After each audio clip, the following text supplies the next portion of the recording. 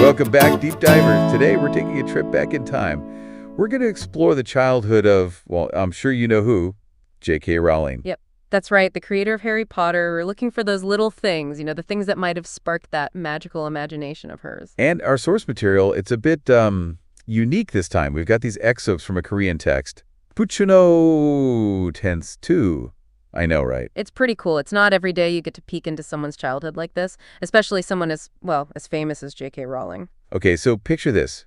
Young Joanne Rowling at home, her parents, huge Beatles fans. Yeah, the text paints this really vibrant picture of their home. Music playing, dancing in the living room. A lot of joy, a lot of energy, but there's more.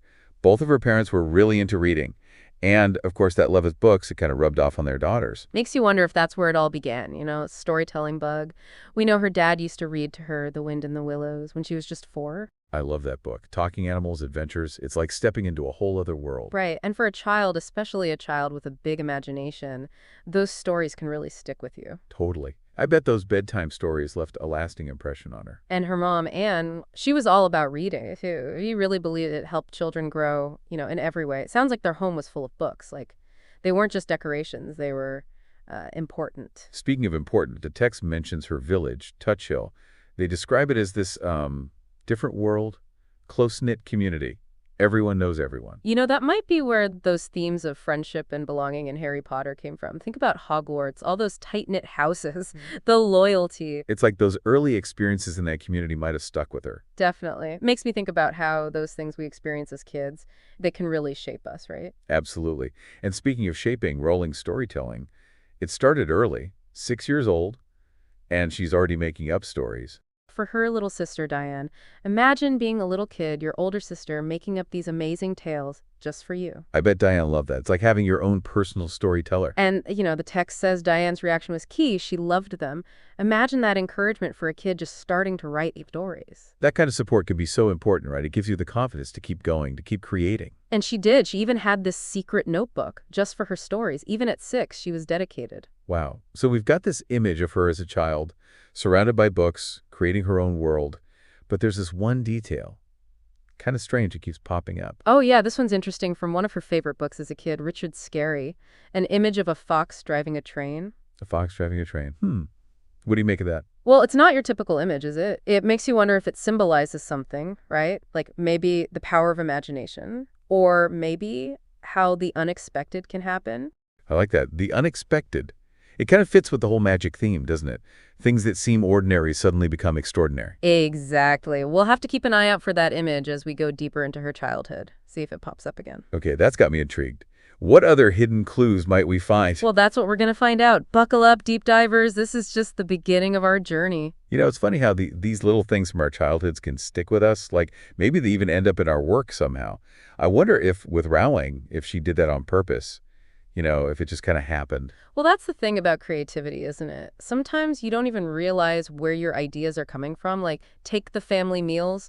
In the text, it talks about their dining table. It was this central spot in their home, a place for, everything. Stories, laughs, the whole family together. Ah, yeah. The classic family dinner. So pretty universal experience, I think. But you're right. It's interesting to think about it in terms of her writing. Right.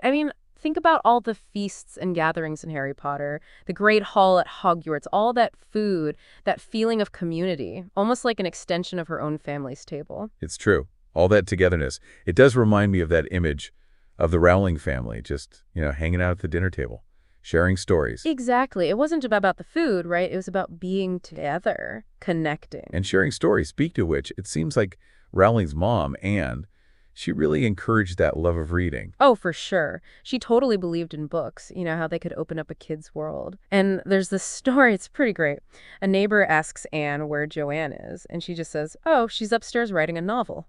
I love that. It really shows how much her family supported her, even as a kid.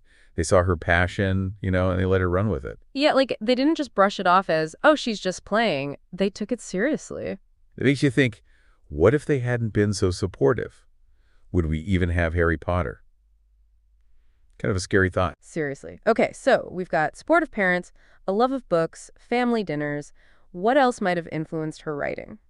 Good question. Well, there's that one image we talked about earlier. Remember The fox driving the train. Oh, yeah, that one, it's mentioned a few times in this text, like it really stuck with her. I'm still kind of stuck on it myself, to be honest. What do you think it means? Who knows? But maybe it's about, like, how powerful imagination can be. You got this fox, usually thought of as sneaky and clever, right?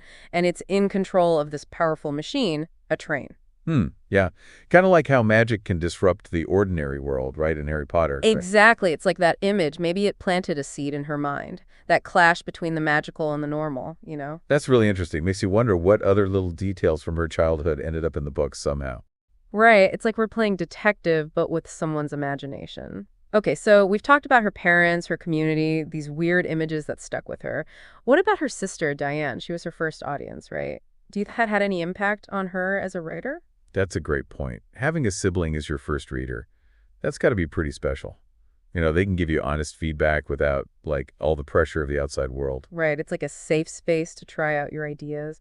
And who knows, maybe Diane even had some influence on the kinds of stories she wrote. Yeah. I wonder if there were any stories that were, like, Diane's absolute favorites. It would be cool to know, right? Unfortunately, the text doesn't really go into that much detail, but it does say Diane was a huge supporter. She loved her sister's stories. I think that probably really encouraged Rowling to keep writing. I can imagine, like, you tell your little sister a story, and she's just, like, completely enthralled.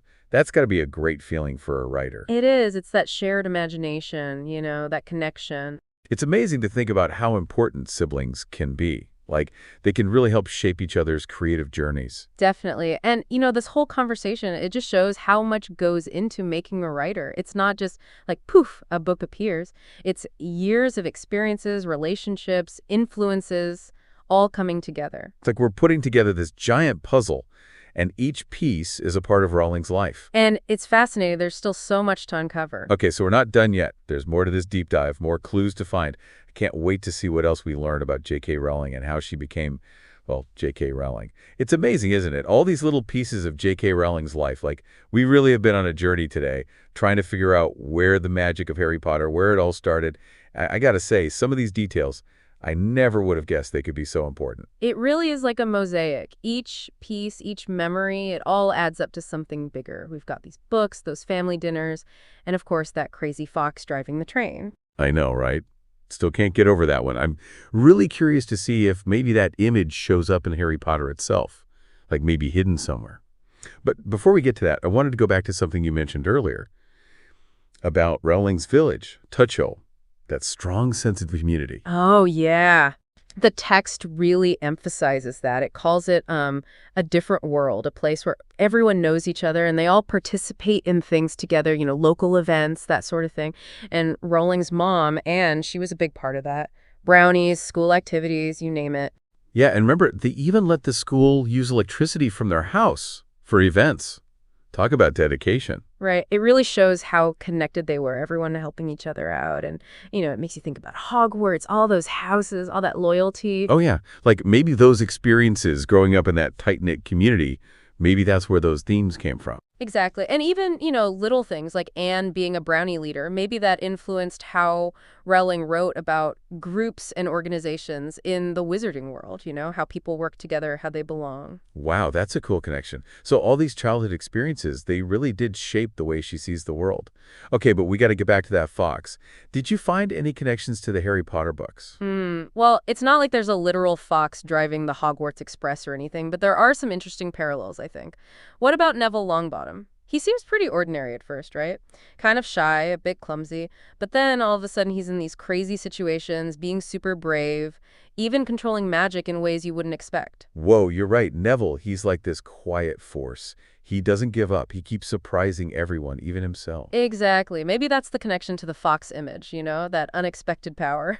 And what about Fred and George Weasley? Oh, those two. Always up to something. Always pushing the boundaries. They're clever.